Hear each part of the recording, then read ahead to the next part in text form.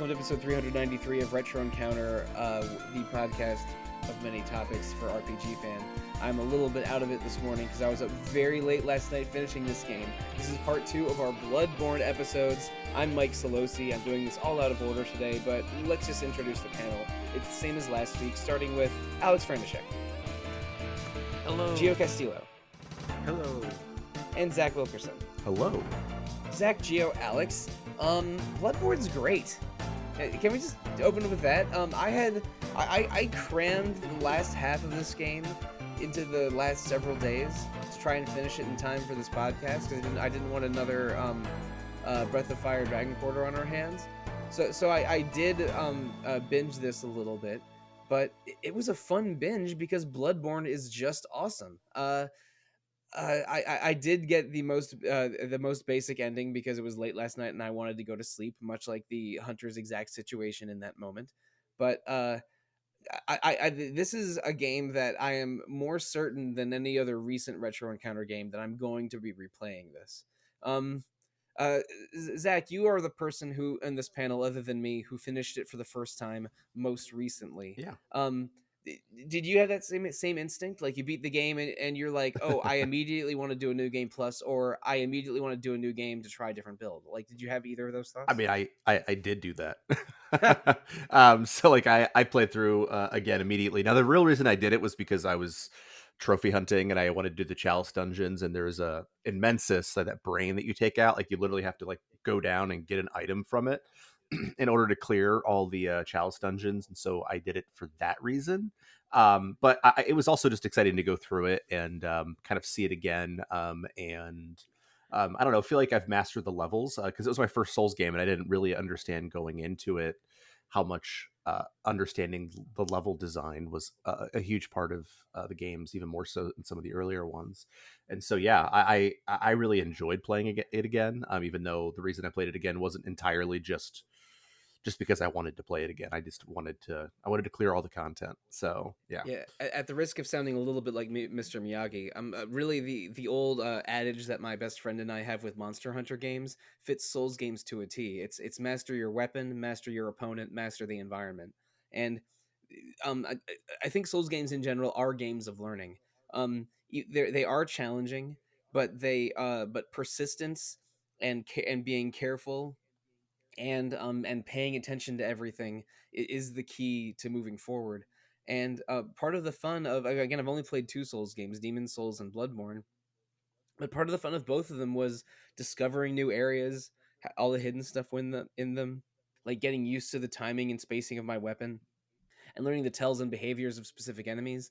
Like Bloodborne's amazing for that, but it might also have I even more so than Demon Souls. I think Bloodborne, you get more out of it the more you spend time in there and the more you explore because so much of the content is hidden. Aleks, do you have a similar experience to Zach and I? Like after you beat the game for the first time, some years ago maybe, you immediately like thought like I need to go through this again, or I need to give this another go. Yeah, I definitely knew I'd be returning. I mean, the game left such a strong impression on me, and I wanted to try more weapons. The trick weapons in this game are so fun to use. And 2 of the weapons I was most interested in, which I mentioned last episode, the Rakuyo and the Burial Blade, you don't get them till like the end of your first run pretty much. So I knew I was going to want to do a new Game Plus run and use those weapons and have some more fun with the game.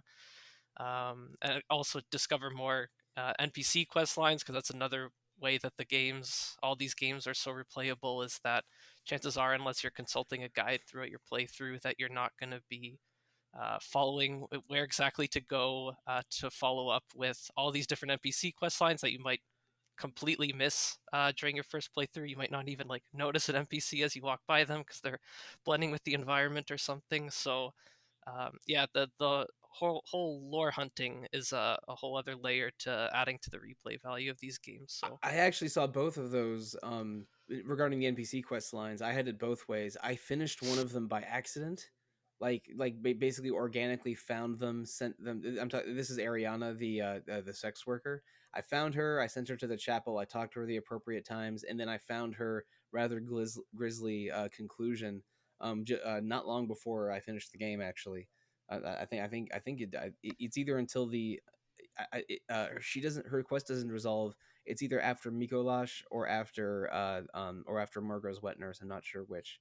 Uh, Think it might be I, Mikolash, That if I'm sounds right to remembering me. right. But yeah, that is one of the, if not the grisliest Yeah, NPC quest we can talk ending. about that one, and but there's also Eileen the Crow, which because I failed during part of it, I wasn't allowed to continue with it because part of Eileen the Crows is you have to defeat a couple rogue hunters, and with her in sort of tandem battles, and I died against oh, what's his name, the yellow man, Henrik. Henrik. Henrik, yeah. I died.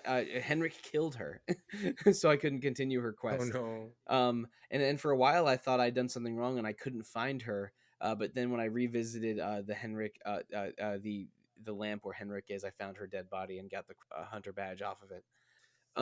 Part of me wanting to replay this game is the same reason as you, Alex. I want to try other weapons and do some quests I didn't do, with Eileen the Crows being foremost among them, maybe.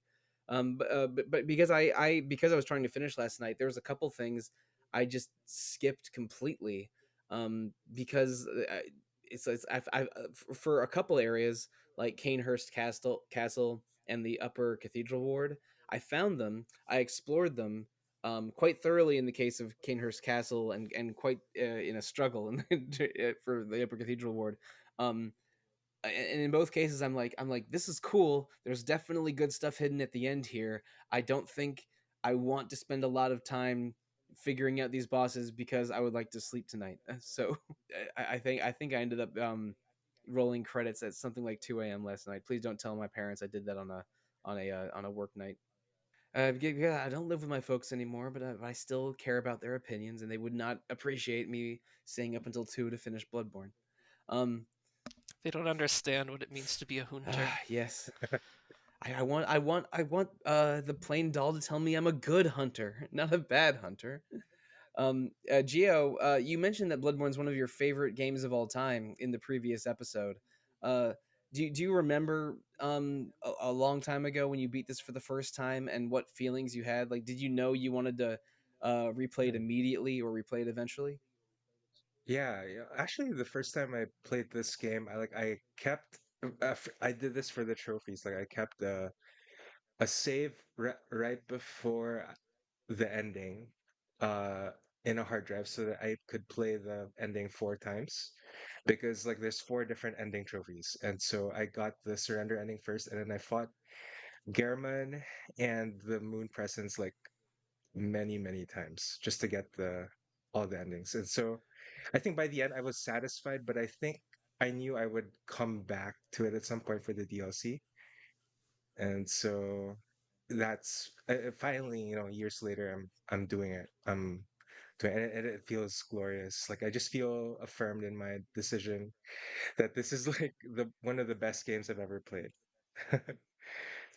Oh yeah, I did the same thing with the endings. I was like, I'm not going through all the way through this to do all 3 endings for the trophies. Screw that. Do you have to Yeah, do a little bit of finagling to do that? Because I mean, my experience is that really this is a single save file, If you have and PS Plus, you just have to upload it, and then you can re-download it okay. over and over again. But you can also use like as long as it's a large enough flash drive, you can use that as well. yeah, Back it up that yeah, way. I didn't that didn't even occur to me. I was just like, oh, in Souls games you have one save file, and if you die, you got to find your body again, like that. I mean, I'm not surprised that it's possible, but it never really occurred to me that you could, use some trickeration to save reload. Uh, the other game I've been playing for the podcast recently, Dragon Age Origins, has a lot of save reloading that I've been doing.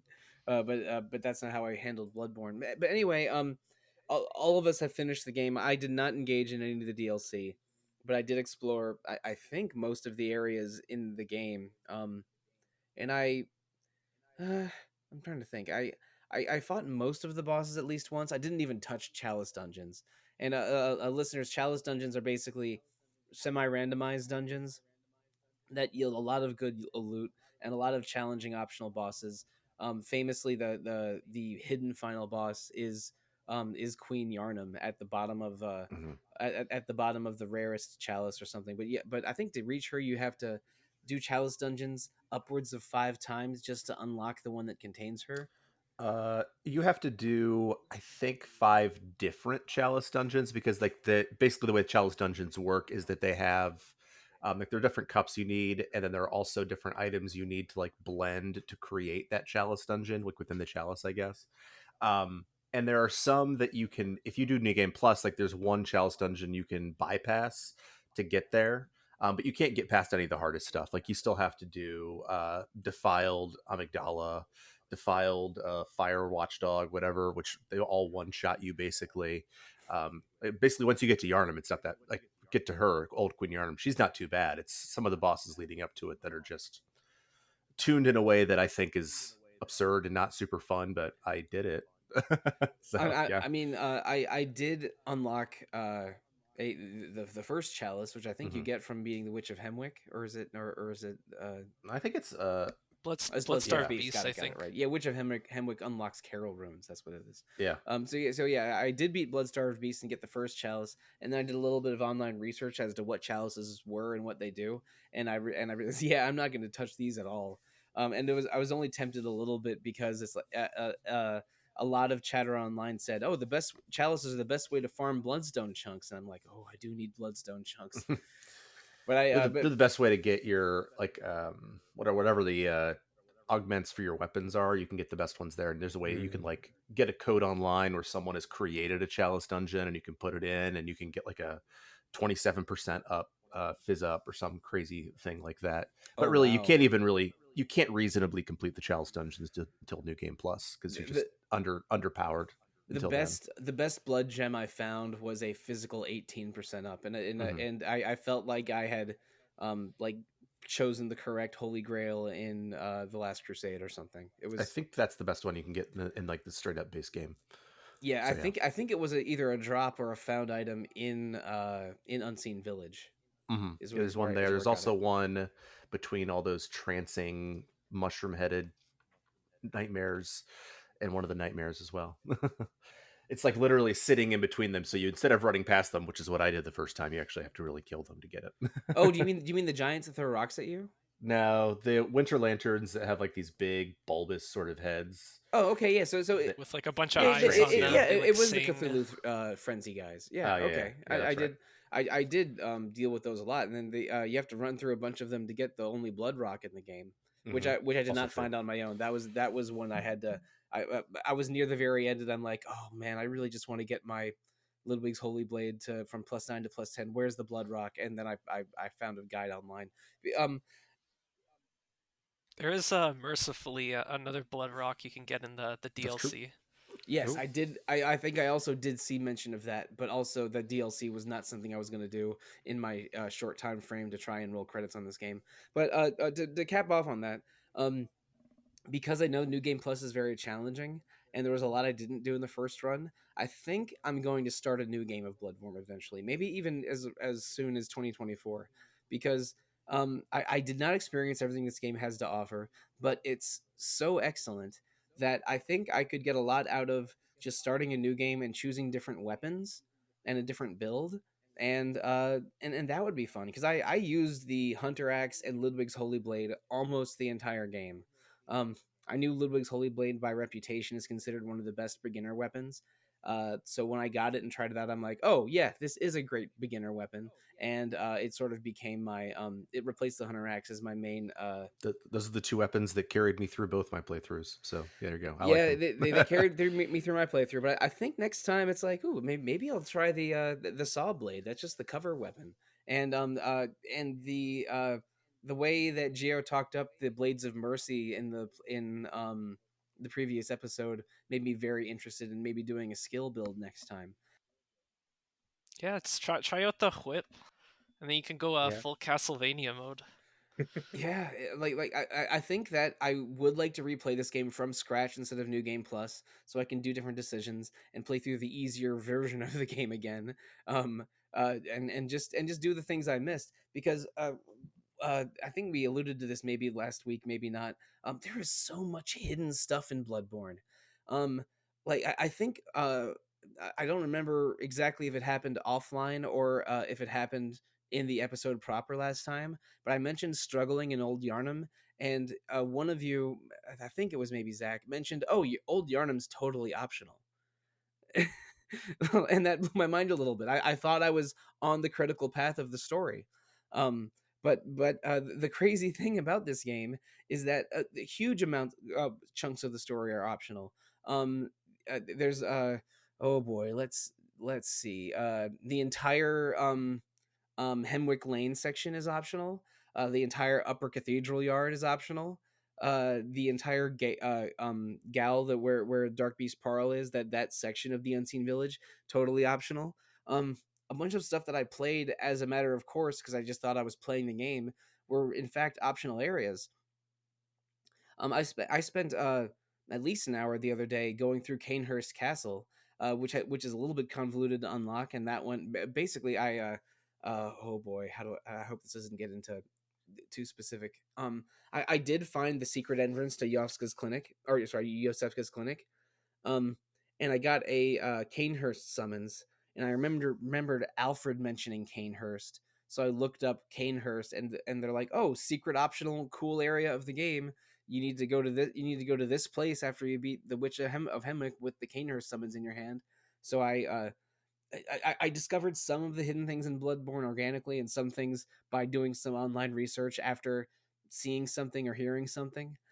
But there's so much hidden stuff in this game that you really get more out of it the more you play it. Anyone who has a thought on this, was there a hidden area of the game that you discovered by accident, or maybe are just shocked that it is optional? Yeah, for me it was Ebrietas. Like I just randomly rolled into the window or something, and turns out there's like a whole passageway, like a whole elevator or something down. Yeah, there's like a super, just a weird eldritch super boss under the church blew my mind, and like yeah, and I proceeded to beat it in a single try, which is like really gratifying. Which boss is this? I'm not. It's Ebriatis. Uh, It's at the end of the old Ebrietas. cathedral ward, or the Yeah, oh upper yeah, yeah, cathedral ward. Oh, the yeah, Upper Cathedral Ward. Okay. yeah. All right. Yeah, I didn't I definitely did not get there. I struggled on the Upper Cathedral Ward. I was dying to surprise brain suckers or an ambush of like three of the highest ranking wolves in the game a couple of times. Mm. But then and that was one of the moments where I was like, man, the Upper Cathedral Ward is killing me. And then I look online, it's like, oh, it's totally optional. All right, well screw that then. I'm gonna do something else. The fact that you got it in one try, Geo, because that was like the one boss in the main game that I really struggled with. And I don't know if it was just like my build or what, but I just kept, especially in the second phase, it's like the magic on Ebriatis really kept getting me. I thought it was a really tough fight. It was a good fight, really good fight, but I struggled with it a lot. Yeah, I just the old adage of like just staying on the boss's asshole works a lot.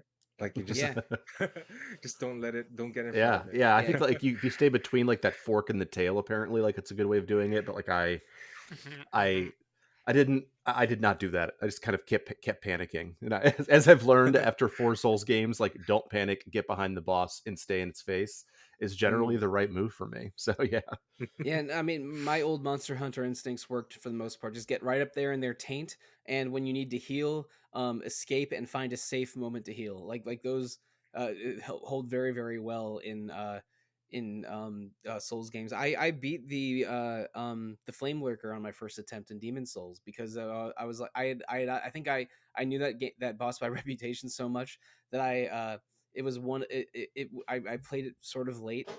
Uh, but yeah, it's just this like, yeah, roll to the right or to the left if they're attacking from the right.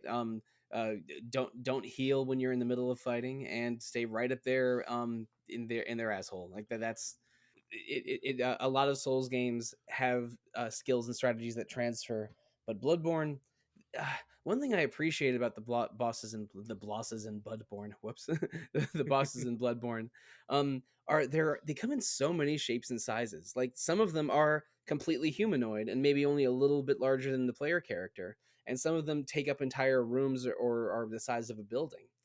Like there are bosses that are sort of a type, like large medium sized beasts are, you could say, the cleric beast and the blood starved beast, and Vicar Amelia and Dark Beast Parl are all sort of the same kind of boss, but for the most part there are so many different shapes and sizes of bosses.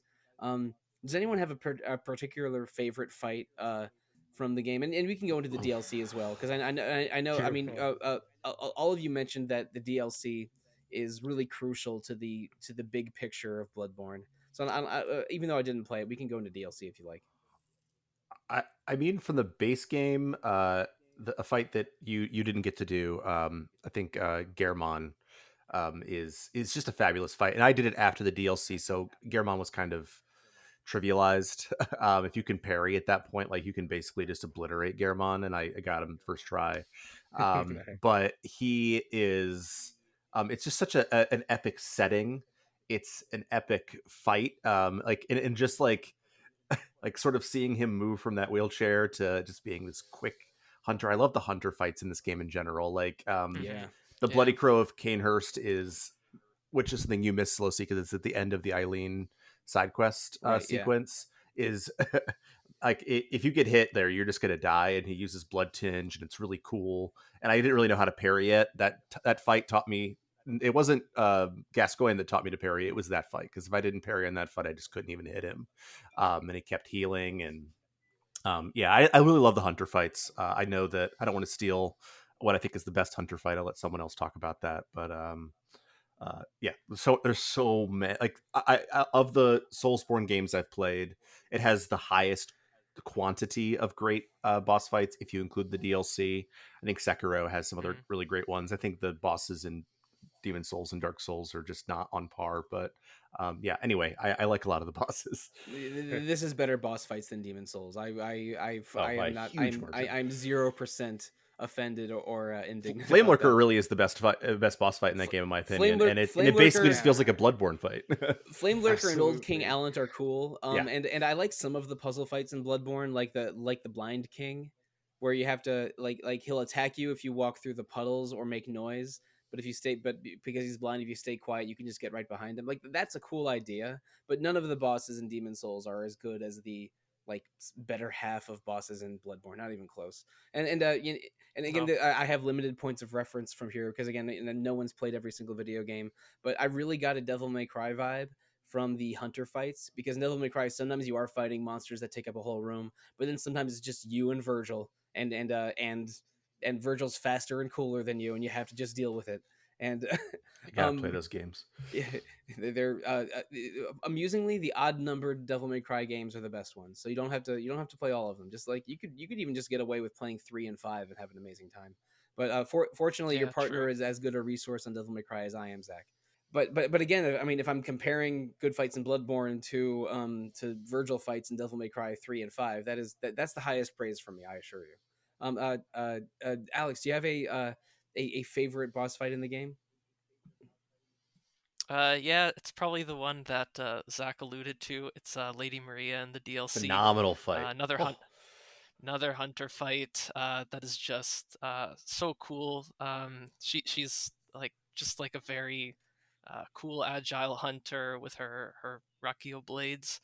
And then as you progress through the fight, she starts drawing on like blood weaponry, so like her slashes go out like ridiculously far, which makes them a lot trickier to dodge. And like you got to strategize as like how close do I want to get to her, and trying to like get behind her rather than like be in the hurt box of like these massive attacks.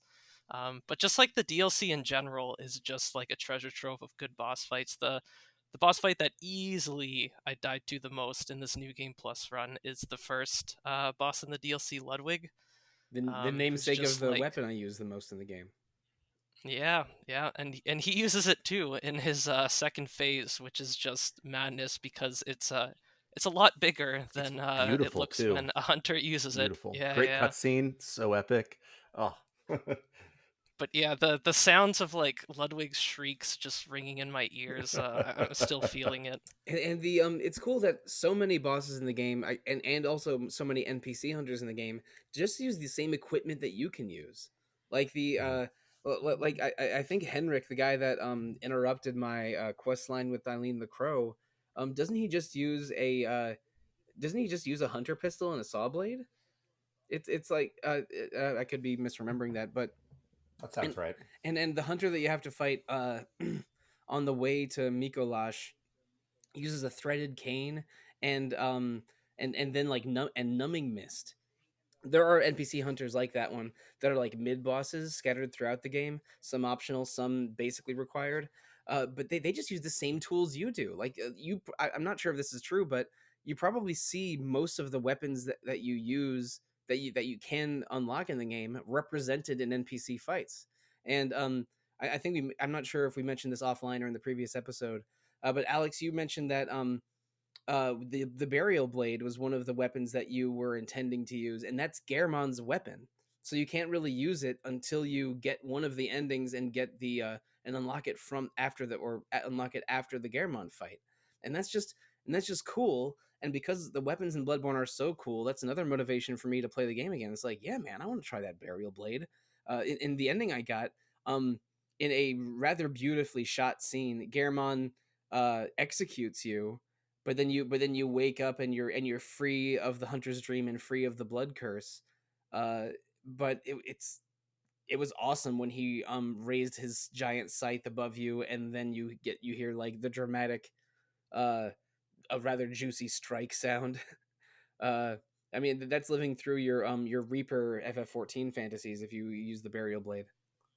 Absolutely, I love that shot because I got that ending too this time around, and he really just like when it zooms out and you see him just like hovering over you with the burial blade raised, like he just like looks straight up like the Grim Reaper. It's amazing, but it's also like an act of mercy that he's doing for your behalf. So yeah, even though you don't get to fight him in that ending, which is a shame, I was sad not to experience that fight this time around. It's a very cool ending, and weirdly enough feels like maybe the most positive one in a way, at least for your character. And Zach mentioned that fight being one of the best in the game and the setting being cool. I know it's not the first time this happened in a video game, but it's very cool that your home base area has been your safe space for the entire game. The final boss is, just a new side door, and that area opens, and this to reveal the battlefield for the final duel. It's like that. That's just cool. And like when the plain doll mentioned, "Oh, Garamond's waiting for you under the great tree," and I'm like, "Great tree? Where's that?" And I sort of walked down to the very starting point of the entire game, the bottom of the hill there, and oh, this gate's open. Oh, this is a huge, beautiful field dominated by a tree, and oh no, here's some columns that I probably would use for cover.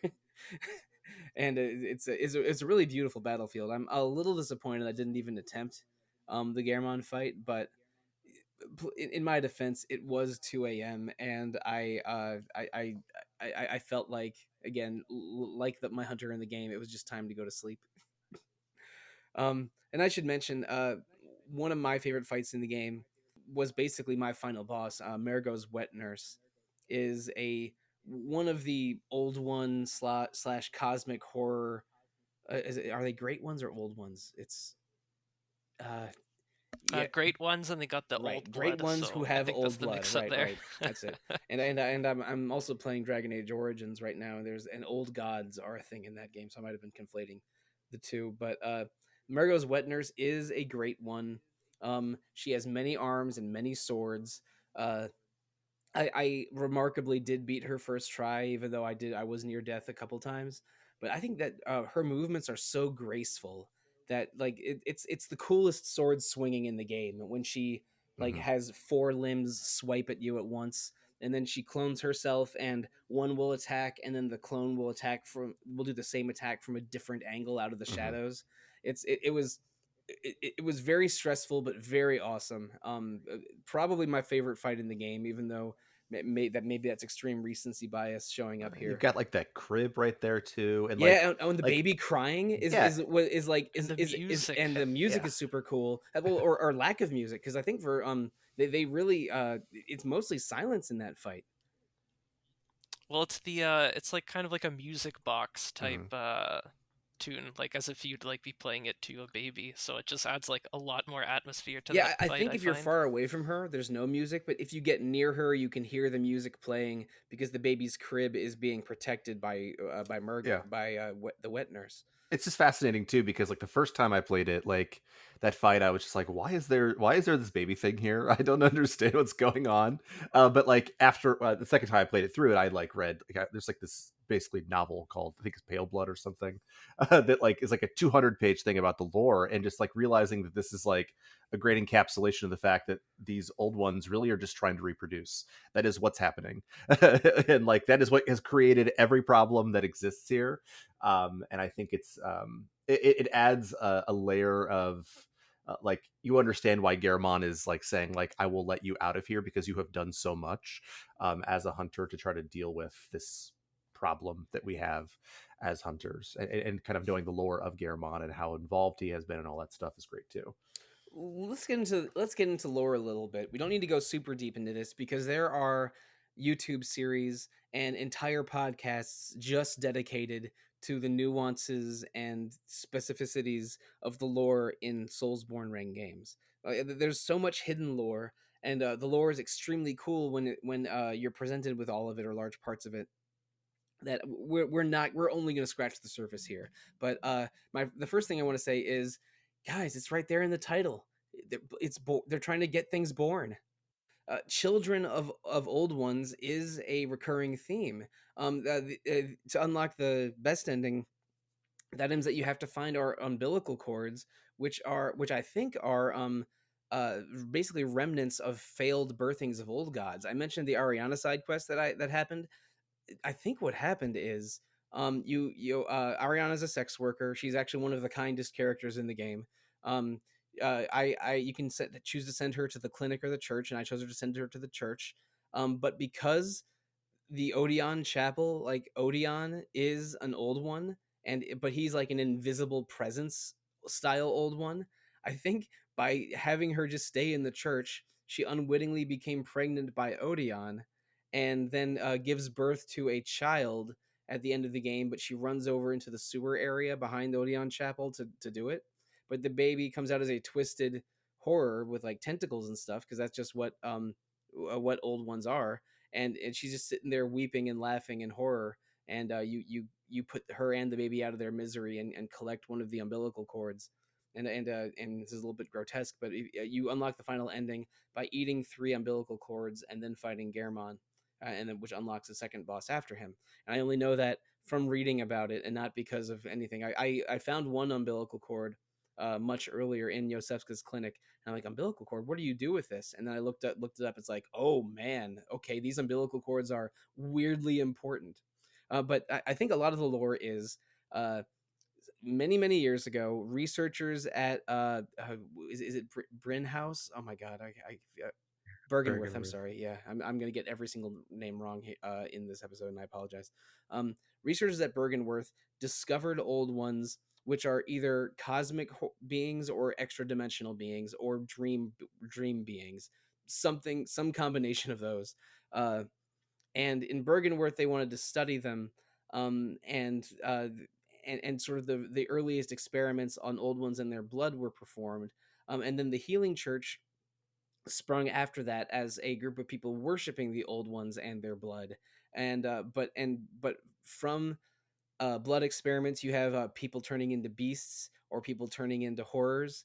And the old ones' motivation, because they can't reproduce on their own or with each other, are trying to make more old ones by interacting with lesser beings. So through experiments or through contact with old ones, they are attempting to make more old ones by impregnating or similar characters in the game. And I think several bosses are either failed attempt at old ones, or people from Bergenworth or the church that have been corrupted by old one blood, or victims of experiments.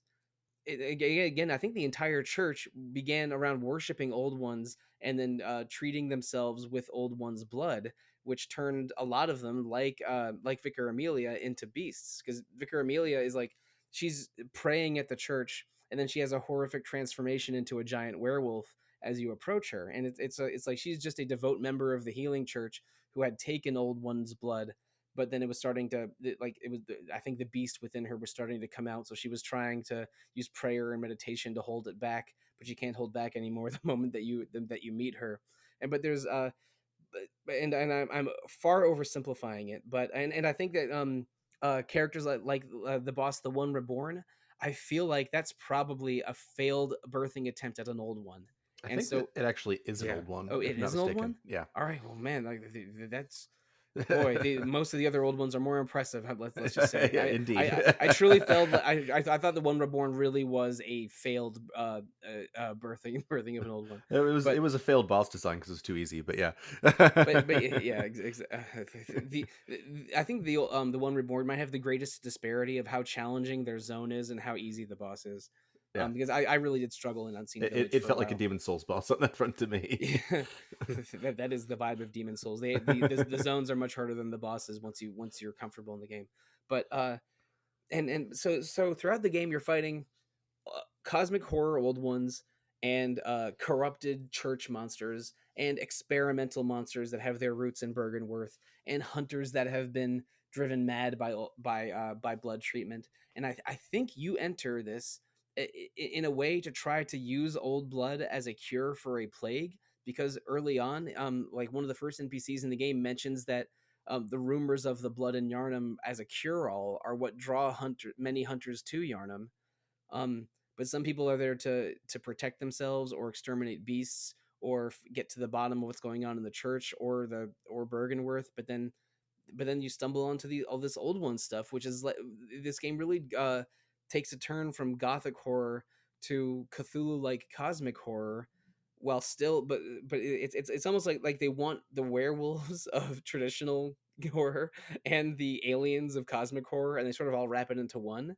But it's an incredible package, and every and like even if you find the abandoned old workshop, which I did not find on my own. I actually, that was one of the things I found about, I saw mentioned online and then read a guide to how to get there. Like if you go to the abandoned workshop, it's a perfect copy of the Hunter's Dream, but there's an abandoned doll there, and buried and one of the umbilical cords that one of the umbilical cords there.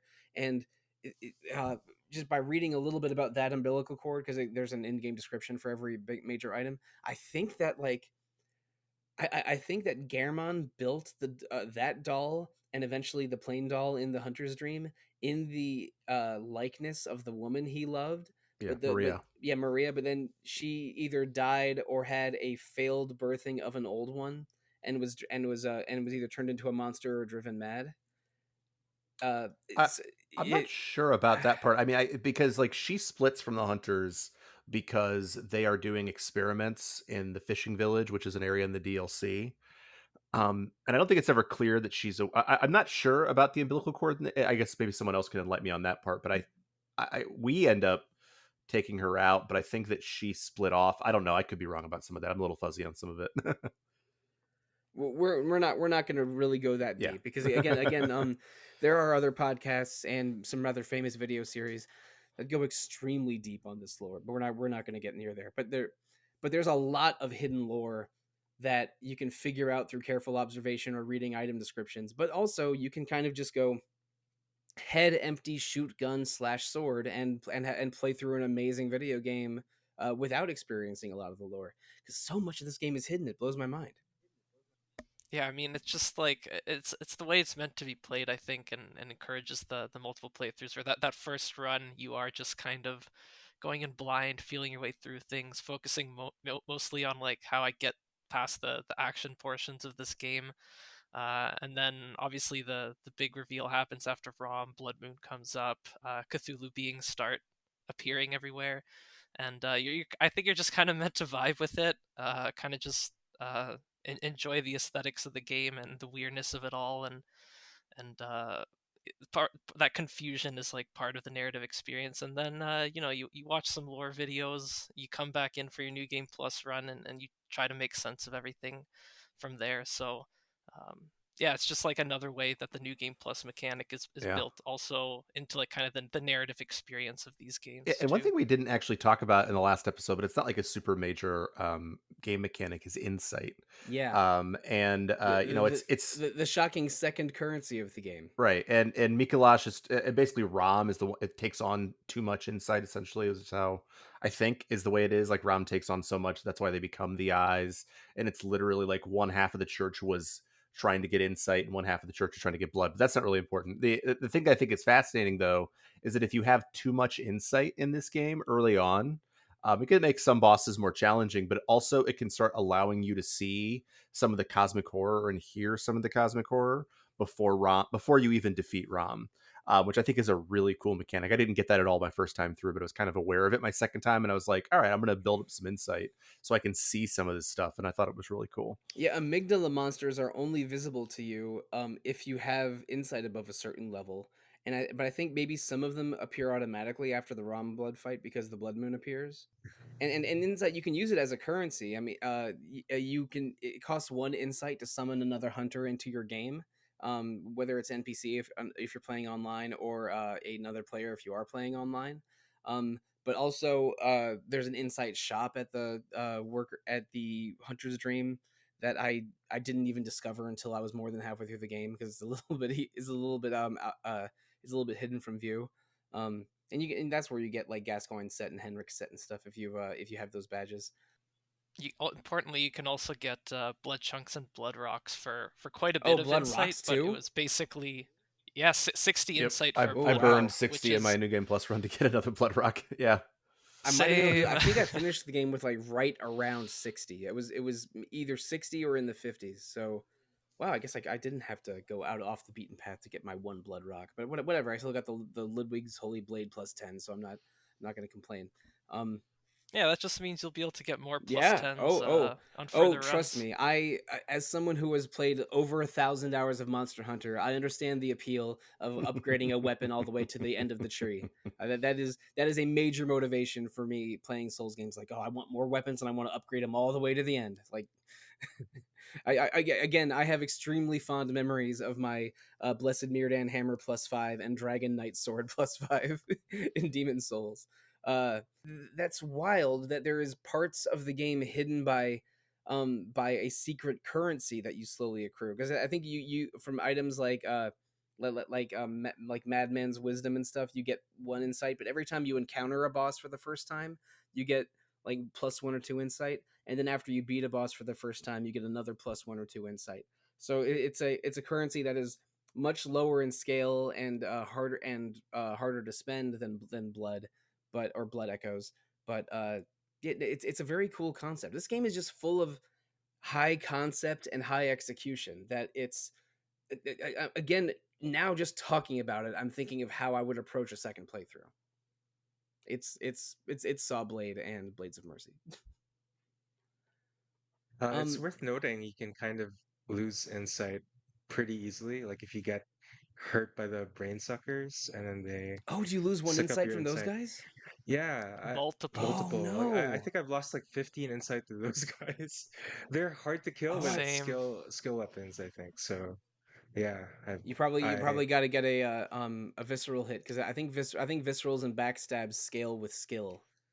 So yeah, they yeah. and if you want more consistent damage per hit, strength weapons will do that. But but visceral damage scales with skill. So if you get a lot of criticals or backstabs, skill builds are probably even better for those. And then the arcane stat. I think I forget which my starting class or starting background were, but that gave me 14 arcane. Arcane is both magic damage and your item drop rate, and the stat that scales with special items called hunter tools. And when I'd unlocked a bunch of hunter tools but couldn't use any of them, but then I saw towards the end that, oh, they require 15 insight. So I did use one valuable level up to get my insight from 14 to 15, and messed around with like the old hunter's bone. The hunter tools almost turned Bloodborne into a Zelda game, where like the items and artifacts you collect are very powerful parts of your build in their own right. Like there's arcane weapons that I probably still had too low arcane to use, but the old hunter's bone turns your roll into a faster semi teleport roll. That's kind of awesome, but it uses 4 bullets for every roll. and like you can spell casting builds will revolve around arcane and hunter tools, and using elemental gems on your weapons. But then the blood tinge stat is blood damage, which is I think a couple hunter tools plus plus maybe 1 or 2 trick weapons, but all of your guns use blood tinge as their sort of main stat. So if you want a gunner build, you need to do blood tinge. But I had pitifully low blood tinge the entire game. I only used guns for countering. So for by the mid game, I just had my hunter pistol and my hunter's torch, and I actually used the torch quite often if I was exploring a new area, just so I could see things better. This is the most use I've gotten out of a regular ass torch in a video game in a long time. Yeah, I took on Blood Tinge as like a secondary skill this time around, and I didn't use it, like I didn't rely on it too much for damage. It was nice to have like a bit of damage I could do for a distance, but my favorite use of the, like I use the Evelyn also, which is a really cool gun. It's basically just the hunter pistol, but scales with skill a I little saw a better. mention of that one, but I don't think I ever found it. Where is the Evelyn? That's a good question, because I got it on my first playthrough, so I can't quite I remember. think the it's think in it might be Canehurst. DLC. Oh, it's in Oh, Canehurst. Is Okay. it in I think Canehurst? it's in Oh, Canehurst. is Yeah, it yeah, I think it is is it Canehurst, from yeah. Martyr, the boss of Canehurst, or is it hidden before then? It's in a I think you have chest to somewhere. discover Yeah. it. Okay, all right. Yeah, yeah. I explored Canehurst quite a bit, and got to the boss and struggled a little bit. And I decided, you know what? I just got enough blood chunks to unlock to level up my LHB from +8 to +9. So I'll just get out of here and try to beat the game. I think I was like that was around the same time of the game where I was dying a lot in the Upper Cathedral Ward. It's it unlocks if you get him. Like you get basically a staircase up to some major. I won't really spoil it, but a major character involved in Canehurst, and the Alfred side quest line goes some like wild places because of it. Oh yeah, So no, it's I definitely did. worth checking out. I did meet Alfred, and I know he wanted to get to Canehurst. That was the Oh first yeah. time I heard the mention of Canehurst. Oh, he wants to get there, He Oh, all sure right. does. It is crazy, man. Oh I think man, that well, is actually that'll probably the part because he seems so nice. That is the part that I yeah. think disturbed me the most in the whole Oh game. no, Like he was one of the nice guys he's though. not nice because of it. I don't know. It's I complicated. mean, he's a hunter. He definitely murders a lot, but I'm not going to hold that against him because look what I've been doing the whole game. It's not just that he murders; it's the way Yeah, he it's the murders. way he Oh murders. no, And the I'm not glee sure with if I which want he to. murders. I'm not sure if I want to check a YouTube video after this or not, but I do fully intend to do the Eileen quest and Alfred quest properly on a theoretical replay of this game. I think that those are probably I think the two most rewarding side quests in terms of just I agree. storytelling and what you get out of it, and sort of the ways they loop back on themselves. I think they're both the two most interesting ones. So they're definitely worth doing. Oh man, are you gonna make me go back to this game after I was so relieved to finish it? Hey man, you do you. I mean, you got to do that DLC. I don't know. I was struggling at this so many times. I think going back would be. It is Souls games are a little stressful, but the reward is there at the end of all that stress, which is part of why I genuinely love Demon Souls, and I'm not sure I like Bloodborne as much as Demon Souls. It might be the way I had to play it under some duress, but I think it's better than Demon Souls. Like you understand that feeling? It's like, I think I like A more, but B is better than A. Like that is my feeling right now on Bloodborne. Yeah, I mean, Um, if you're having to rush it, for sure. I mean, yeah, like having just played Demon Souls, and maybe it's because Bloodborne was my first Soulsborne, but like to me, like Bloodborne is many tiers above Demon Souls. And I like Demon Souls, but it just feels like a prototype for everything else that goes after it. and Bloodborne was either between Dark Souls 1 and 2 or between Dark Souls 2 and 3. So they had at least 3 other Hmm. Souls games under their belt by the time they did Bloodborne. And from Software, they do very interesting strategies. They never fully develop a game in-house or publish fully a game in-house, but they will partner with studios for extra manpower and extra marketing money. So Demon Souls and Bloodborne were both Sony partnerships. And the Dark Souls games I think were Namco partnerships. Hmm. And I think didn't they work with Activision for one game? Uh, Sekiro. For yeah, Sekiro, for yeah. Sekiro, that was it. Yeah, so it's very interesting how they're this boutique studio that makes these amazing games for a clearly hardcore audience, but that hardcore audience has been dedicated enough, and the games are good enough that I would call Elden Ring a extremely mainstream game, even though it is a hardcore, challenging, high dark fantasy game. But it's sort of weird. But From Software, I don't think they're like a Capcom or a Nintendo that has thousands and thousands of employees. I think that they're a medium-sized studio that's always partnering with other studios, but because of their reputation and their games, like the other studios are eager to say yes to those partnerships, which is, I don't know, it's very fascinating to me. They're I don't they're like the best game developer mercenary out there. But Hidetaka Miyazaki's games have been so great that I've mentioned multiple times I'm really excited to try Bloodborne again. I think I'm even more excited to get to my next Souls game because, like you, Zach, I I I played one of them and I want to play all of them and I have access to all of them. So don't be shocked if I'm trying to push a Dark Souls 1 or an Elden Ring episode of Retro Encounter sometime in 2024. Don't like I know you guys can all see the ideas board, and but don't be shocked if I'm sort of nudging those to the top of the list because um I want to play more Souls, and because a lot of my game playing is driven by what I'm podcasting about, I might try to have those one of those games hit the center of that Venn diagram. Would you guys be down for a Dark Souls or Elden Ring episode? Hell yeah. I mean, I'd definitely be down for Elden Ring. Yeah. I'm not so sure about Dark Souls just because I just played it, but it depends on how long it is until the next one. But yeah, Elden Ring for sure. If I don't get to it first, We should if we wait until the Elden Ring expansion comes out, then That's that would right. be a great timing for an And episode. that's coming. We know that's coming in 2024. Do we have a date on that? I don't believe so. yeah, And not that I'm aware of. We are recording this before the Game Awards, and actually, this will definitely publish before the Game Awards as well. Maybe that they would get a trailer at that because the audience of that is exactly the audience seems likely, that would be excited really. about more Elden Ring. Yeah, although naturally, the Game Awards news I'm most excited about is more DLC for Street Fighter 6, the Dark Souls of fighting games. Can we pause for a second and talk about some things I didn't love about Bloodborne? Oh sure. Yes, that's Oh, all. I have one thing at the top of the list, and I think you know what it is. The Upper Cathedral Ward? No, the Mikolash boss fight. Oh yeah. I beat him on the first attempt, but it's stupid. It's chasing a noisy jerk around a labyrinth for, if you're lucky, 15 minutes. If you're unlucky, eternity.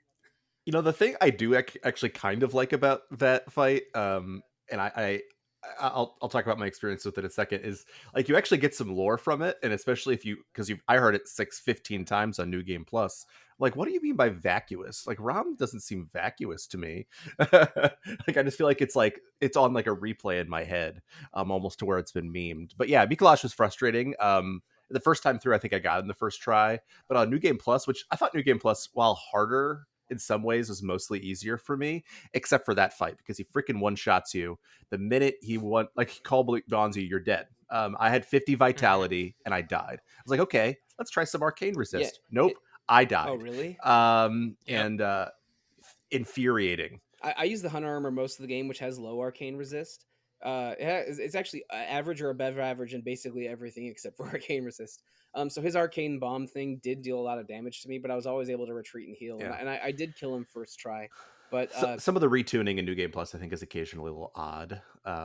Like some bosses I thought were like absurdly easy, but that one I was like, what is this? I thought the key to beating him. Same with Ludwig. I thought the key to beating him would be stacking arcane resist if that move deals a lot of damage, but it still one shots you. It helped. Oh, okay. It unfortunately did not help me because I don't know, my 50 vitality wasn't enough. I think like you don't have to, because I think that you could get hit by like all of it or some of it. And for some reason, like I was just getting hit by all of it, and he had like a lot more HP. And so if you would run away from me, I know like the goal was to like stay in his face and stun lock him, but I just couldn't do it. I don't know. I freaking hated that fight, but I did not hate it as much as the sharks at the bottom of the well in the DLC. How many of you guys have done? Actually, I know you at least have done it, Aleks, because you have the weapon you get from it. Yeah, I did not go back. Oh my god, my New Game Plus run. Screw that. There are two sharks in the bottom of a well in DLC, and the way you get Maria's weapon is by killing them. And the Rakuyo. Yeah, you mentioned it a couple times. They're extremely aggressive. There are two of them, and the only way I think you can probably beat them is to cheese them. Honestly, I don't think it's even possible to beat them otherwise. I had to. How do you cheese them? Because I've never. It's Bloodborne's version of the double Rajang in the old PSP Monster Hunter games. Mm. You can use an item that causes one to attack the other.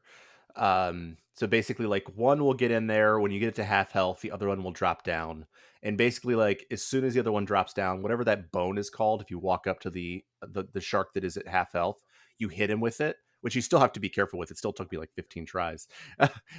You hit him with it, he will attack the other shark, and the other shark has basically no health left by the time they're finished with each other. That is the only way I was able to do it. Dang. Wait, is this like a consumable? Like so you can run out Yeah, of the yeah. weapon? I Oh can't remember what no. it's called, but yeah, it's you could also cheese it with like a bow and arrow, I think, but or something, but I can't remember. It's something bone that you throw at them. Anyway, it was crazy. I don't remember what it was called, but yeah, there is an item. I'll look it up when we're done recording, Geo, and let you know Oh, thank you. because that is secretly the hardest fight in the game. Yeah. Actually, yeah, I hear like the Orphan of Cause is like nothing compared to those two sharks. I've heard about them before, and yeah, they're I've scary. heard. Okay, I Orphan of actually Cost had. took me maybe 6 or 7 tries. Those took me at least 25. Um, I definitely died to Orphan most on my first playthrough, but beat him on my first try with 0 vials left on That's my new game beautiful. plus. So that was that had extremely that had to have been like satisfying. a fist pump moment. Yeah, it was my highest high of this playthrough for sure. Yeah, I'm aware of Orphan of Cost because it shows up at the top of many lists of the hardest Bloodborne boss. I know it's the final boss of the DLC, but I guess it's no encounter with two sharks in a well. It's um, actually true. At least it was for me. And Orphan's at least fun to Exactly. fight, The unlike those sharks are sharks. infuriating. yeah, I don't know about the sharks, but my impression on the DLC bosses is that they're harder, but better than a lot of the fights in Oh, base game epic. Bloodborne.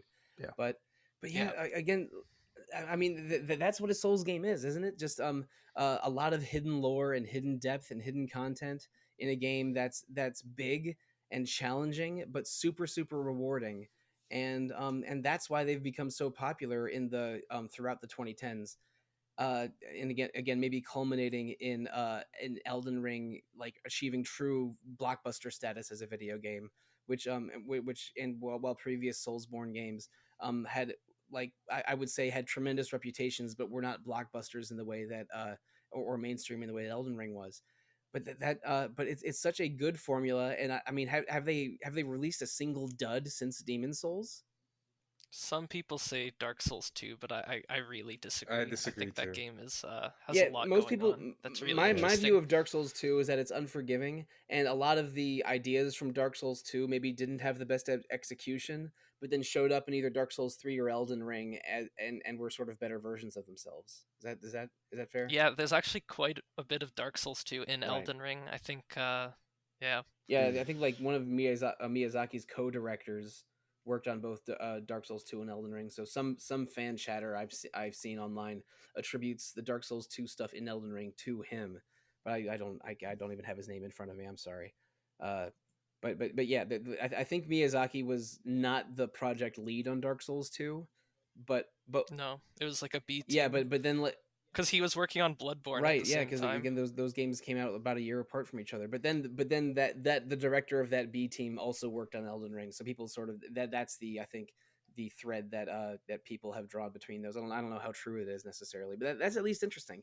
Um, No, that I believe it. That makes a lot of sense actually. Again, I haven't played Dark Souls 2 or Elden Ring, so this is entirely speculation on my part. But I am proud of myself. I did manage to roll credits on Bloodborne before doing this because again, I was very worried I would fail the listeners and the podcast again by not finishing this one in time. But I did. We mentioned this earlier. The game does have three endings, maybe more with DLC. But the base ending is when you confront Garamon in the open beautiful field in the Hunter's Dream. He says, "I'll kill you right now, and you'll wake up and never have to deal with this anymore." If you say yes, then he in that dramatic zoom out, he pulls out his scythe and kills you, and you wake up and see the sunrise, and that's ending one. And ending two is saying, "I refuse to let you kill me and wake up," and then you fight Garamon and get ending two, and I'll ask you how ending two goes in a moment. And then ending three is eating or using three of the umbilical cord items, of which there are four in the game, and I managed to get all four somehow. Uh, but is using at least three of them, which gives you a lot of insight and will connect you to the old ones a little bit, because I think those umbilical cord items are either failed birthings or the remnants of birthings of new old ones. You get one from Ariana, one in the abandoned workshop where I assumed it was Germon's wife that had one in Yosefka's clinic because Yosefka's trying to create an old one through experimentation, and the last one is from Murgo's wet nurse, the second to last boss of the game, or at least from my perspective, the second to last. Because again, she's protecting an infant that might be an old one or might be part of an old one. Is Murgo a full old one, or is Murgo just a sincere attempt? I believe a full old one. Oh no! Yeah. Oh, Yeah. we really did kill a baby. But I mean, we see what these old ones are doing. I'm not sure we want them in our dimension anymore. So using at least three of the umbilical cord items will have you, and then refusing Garamond's offer will have you fight Garamond and then fight a new old one final boss after Garamond. That I think Gio, you mentioned them earlier. Is it the what is it, the moon's The moon presence? presence. Moon presence, Yeah. yeah, moon presence. So how do ending 2 and 3 go? Because I was aware of their unlocking status because I did a little bit of reading on how to get the different endings in Bloodborne, but I went for the first one just because I was ready to literally go to sleep. So I chose the sleep option. How do ending 2 and 3 go? So they kind of go a bit similarly, at least at first. You fight Garamon regardless. And after you kill him, the moon presence shows up, and if you didn't consume the umbilical cords, then it embraces you essentially.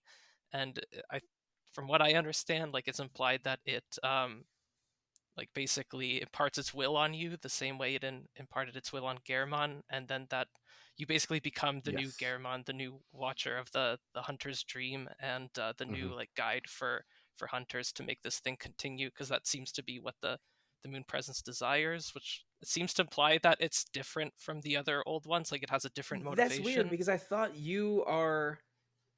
you've been killing old ones and preventing the birth of new ones. So is the moon presence like an old one that is against the other old ones? That's my reading on it. I don't know if anyone Yeah. has more It's nuance to it's add there. unclear and ambiguous. Some argue that the moon presence only wants to have its own baby, so you're trying to have you eliminate the other old ones. It's Okay.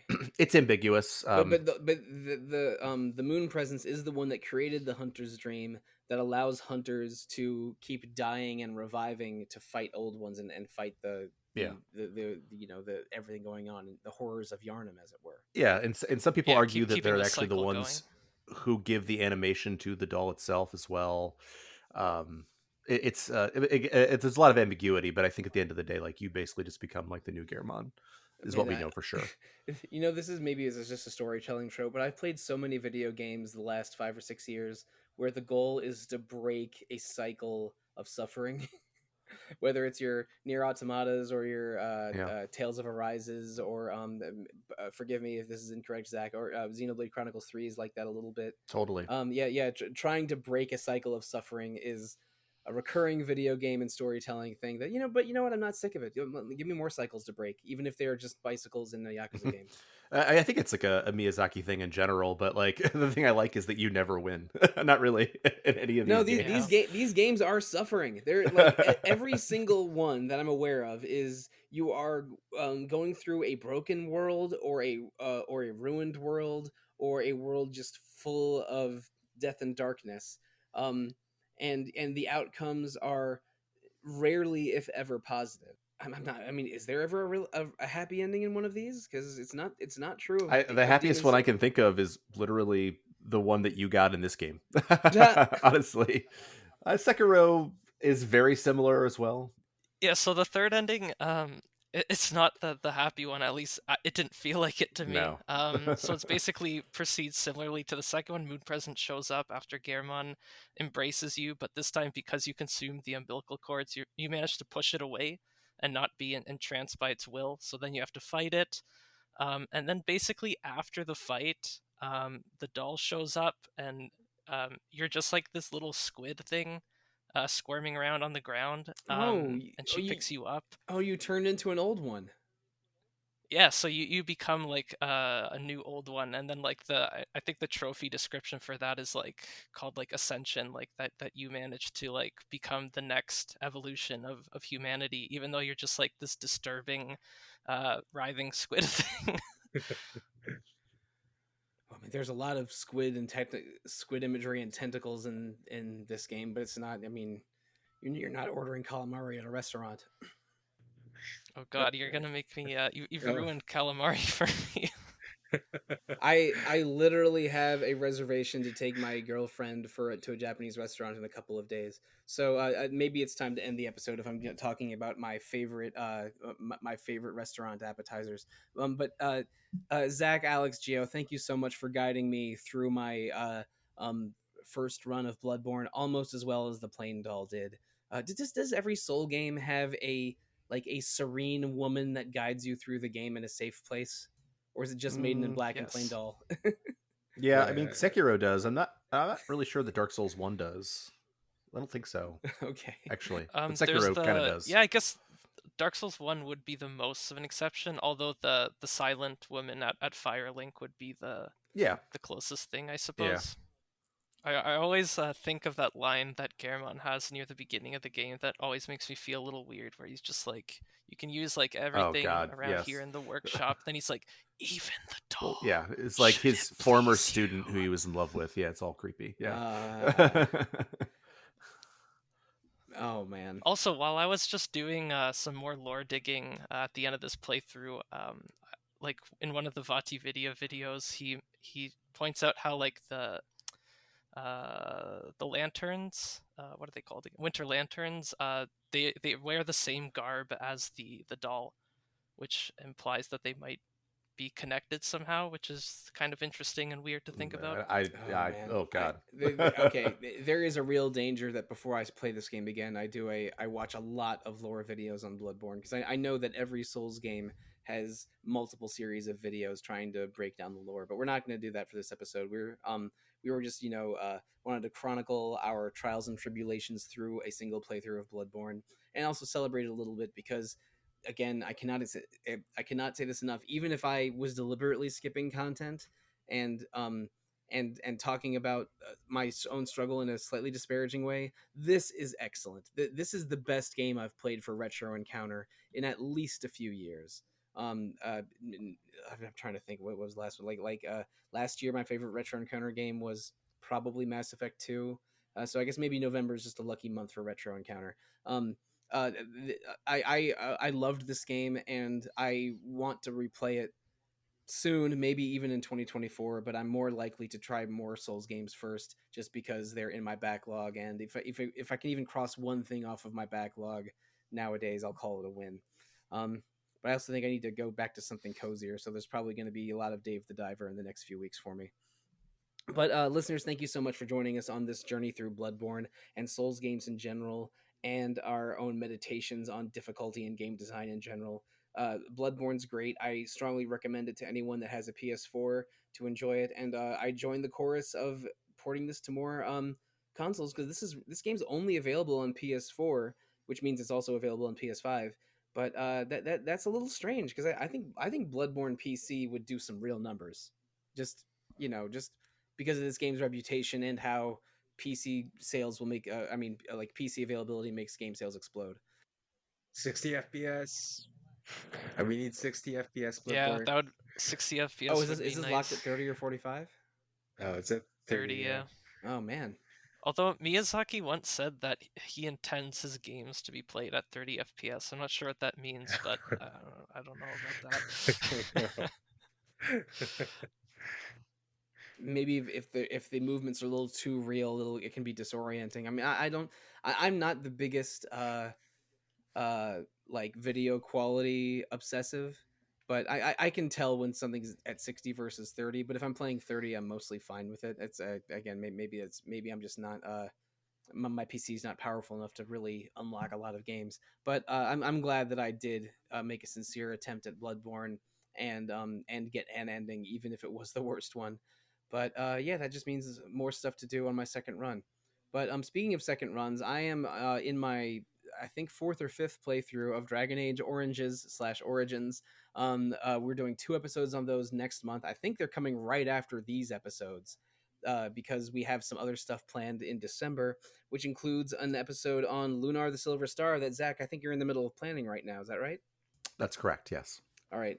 Sorry if that inadvertently puts more pressure on you to finish those episodes. But yeah, we're as part of the RPG Fan 25th anniversary, we are putting up multiple reviews of Lunar the Silver Star's different versions, and doing a podcast episode of revisiting Lunar the Silver Star, because we did 2 episodes on Lunar, and I want to say 2018. So it's definitely a good time to talk about more Lunar. And that's just coming in a few weeks. And also in December, we are doing our year in review episode. We've done one every single year on Retro Encounter since 2015.